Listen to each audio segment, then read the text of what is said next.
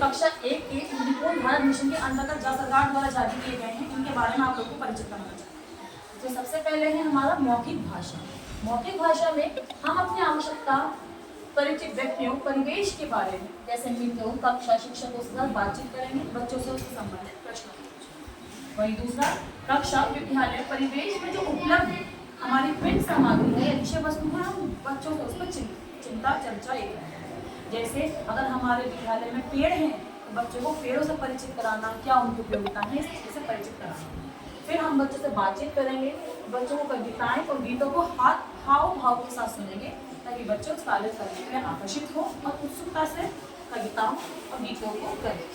फिर पढ़ना, कहानी सुनाने के सत्र के दौरान सक्रिय रूप से प्रतिभाग करना, कहानी सत्र के दौरान एवं पश्चात प्रश्नों का उत्तर देना, कठपुतली सामग्री का प्रयोग करते हुए परिचित कहानी का अभिनय।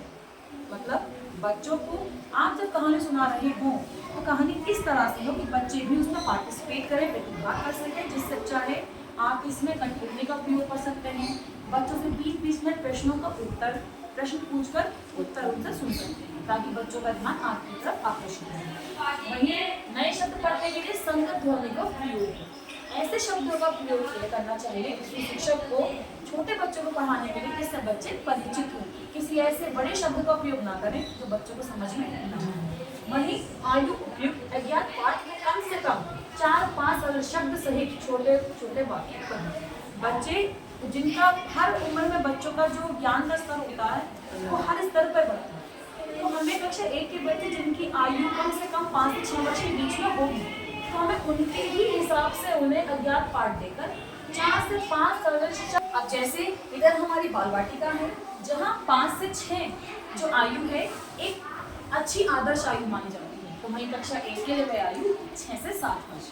तो वहीं दूसरी तरफ लेखन परिचित संदर्भ, जैसे जो अपने बच्चों को कहानियाँ, कविता, पर्यावरण संबंधित प्रिंट आदि में प्रयोग होने वाले शब्दों से परिचित करा सकते हैं। जिस पाठ को आप बच्चों को पढ़ा रहे हैं उसमें से आप बच्चों को छोटे छोटे 2-2, 3-3 मात्राओं के शब्द लेकर भी बच्चों को शब्दों से परिचित करा सकते हैं। लिख कर एक चित्र बनाकर अर्थ समझना, अपने कार्यक्रम को बधाई संदेश में नाम लिखना, पहचानने योग्य वस्तु व्यक्तियों का चित्र बनाना। मतलब आप चित्र बनाकर बच्चों से कहानी के लिए प्रेरित कर सकते हैं कि बताइए बेटे चित्र से आप क्या समझते हैं। सरकार द्वारा हमें ऐसे कई सारे प्रिंटेड मटेरियल दिए गए हैं जिसमें चित्र का ही वर्णन है, चाहे वो मेला हो चाहे बरसात हो। उनके द्वारा हम बच्चों को दिखाकर उस पिक्चर को लेकर बच्चे के मन में क्या भाव है वो पूछ सकते हैं। तो वही शुद्ध वर्तनी